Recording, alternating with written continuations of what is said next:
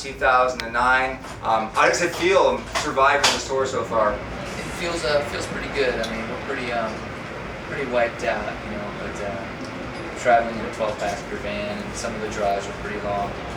You know, and hanging out, you know, drinking after the shows and all, probably not the smartest thing to do, but you know, you gotta do what you gotta do.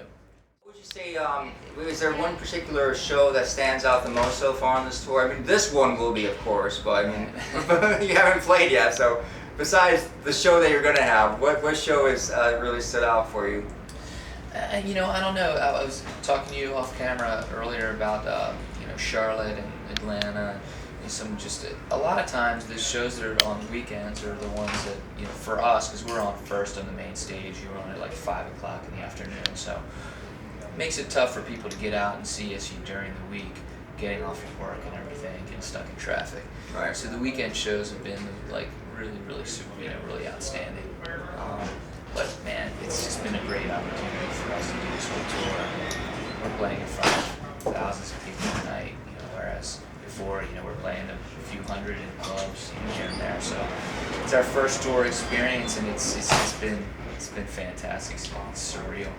Right. Now, is this the first time you've ever played festivals, or did you guys do some like one-offs in your hometown, Baltimore, didn't you? Or Yeah. You know, I've played a few festivals here and there, but nothing, you know, on this scale. You know, it's just it's a whole other level. You know, people don't understand. You know, they're calling us at like, you know, day of the show, like, you know, half hour before our set time. Hey, man, can you get me in, dude? It's like, no, we actually have security staff. You know, well, Motley Crue has a security staff, and you know, the whole thing. It's a really, you know, pro thing, and you know, it's all new to us too. So, but it's very cool to be a part of it. Yeah. Now, today's the last day on the tour for you guys. What do you have planned for after today? We have a few weeks off at home, and then we're gonna pick up in the fall and go back out again. You know, we'll be touring for the next couple of years, supporting this record. The label likes bands to get out for at least a 2-year cycle to promote, and we're down with that. I mean, we want to play every nook and cranny, you know, on the globe. You know, get out there in front of people. It's what we love to do. Right. What led from even the drummer in the band to being the front man in the band? The singer and myself, we built a studio in the basement of my house in Baltimore, and on a trip that he went on to Los Angeles, I'd written Burn Baby Burn, and I was like, I should go downstairs and figure out how to use all this studio crap, you know. Yeah. So I went down there and I recorded a really rough demo of that song. That's what's on the record, because it had such a raw vibe to it that, you know, I tried to clean it up here and there and do things to it, but it just wasn't the same. It just didn't have the energy, so I kind of left it, you know, in its raw state.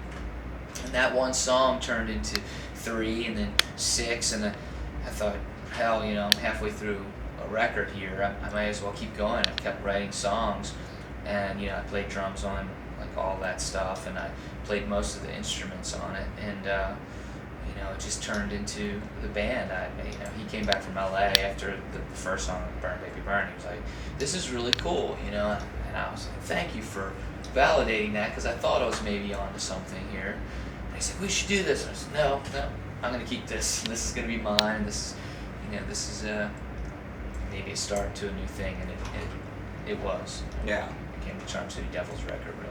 Right, and then Nikki Sixx got wind of you guys, and take it from there. How did Nikki Sixx find out about you guys? 11/7 Music got involved after actually a demo got played on our local big rock station, 98 Rock in Baltimore. We were playing live. It was the first real show with Nick in the fold playing guitar, and I put the guitar down finally and was just fronting. And the music director from 98 Rock happened to be at the show, and he said, you know, "Let's Rock and Roll sounds really, and the song sounded great tonight. I'm going to add it on next Tuesday." And I was like, okay, that's cool, you know. I just didn't really think he would. Sure enough, next Tuesday he called me up and he asked for a copy of the song, and he threw the demo into rotation. The song started reacting really well. I sent a few emails off to people I knew in the business from my contacts from SR71, and I sent one email up to 11-7 just to their info at, address. I didn't know a soul up there. And the next day, they were the first ones to call back. The next day, they called me and said, "Hey, you sent an email." I said, "Yeah." And they said, "We really like what we hear. It's really cool. You got the radio play down there." They asked me a few other questions about the band. I said, "Well, why don't you come up and have a meeting with the label and let's talk about this?" And I'm just like, this doesn't happen. It's a great band. You have, Nikki Sixx. Who could have a better boss than that? Yeah, it's true, and there's no pressure there either, right? Mm-hmm. Yeah, he hasn't done anything. It's Nikki Sixx. It's incredible. The guy has incredible business acumen, and he's an incredible artist. So, it definitely it raised the stakes for me personally. It's like I want to be a better songwriter and just do everything I can to the best of my abilities. Having somebody that has had so many successes in the business as he has, I'm hoping that that will really benefit us. I hope to try and glean as much knowledge from him as I possibly can. Now he's had both sides. He's the creative side and the business side. The guy's incredible. Yeah, he sure is. Were you a big Motley Crue fan growing up? I was. Our first bands, we were talking about it on this tour driving around. We used to cover I think almost the whole side of Shout at the Devil. We did Shout at the Devil. We did Looks to Kill. We did 10 Seconds to Love, I think. No, we did Knock 'Em Dead Kid into 10 Seconds to Love. So that's 4 tracks that we used to cover.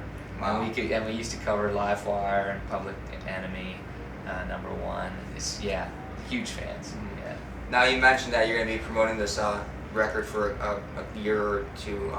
Have you started thinking about the next CD at all, or have you started writing anything, or you're just pretty much in your promotion mode for this record right now? Well, we are in promotion mode for this record. I feel really proud of this album, but there are songs that I'm writing all the time and coming up with ideas all the time. I'm excited. We'll have a little bit of a break, about 3 or 4 weeks, and we'll go home. We'll work on new material when we get home, probably, and so I'm excited to do that. That's always fun, to create new things. It's what we do, So that's great. But the thing that's really cool is to get out and play live right now, and play these songs live. Like you were saying, I was a drummer, so singing for me is a really new thing, and being a lead singer, being a frontman is such a new challenge for me, and I'm loving every second of it.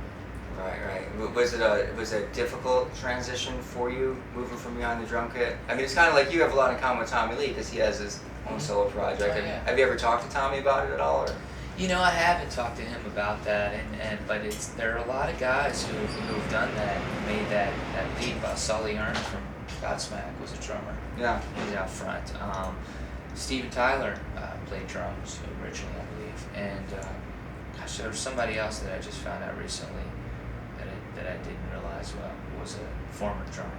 That a lot of guys have done that. It's hard. It's hard to find a singer. Yeah. Sometimes you just got to take the bull by the horns and get out there. It was a little bit of a definitely a change. Being a drummer, you've got your real estate. Every night, the same amount of stage real estate, and you're in your comfort zone. You're kind of protected back there. Mm-hmm. When you're out in front walking around, anything can happen. Keep waiting to fall off the front of the stage. But it hasn't happened yet. There's some wood. But so it's great though. It's I'm having the time of my life. All right. Well, that's awesome. John, I appreciate you taking the time. I know you guys have to hit stage soon.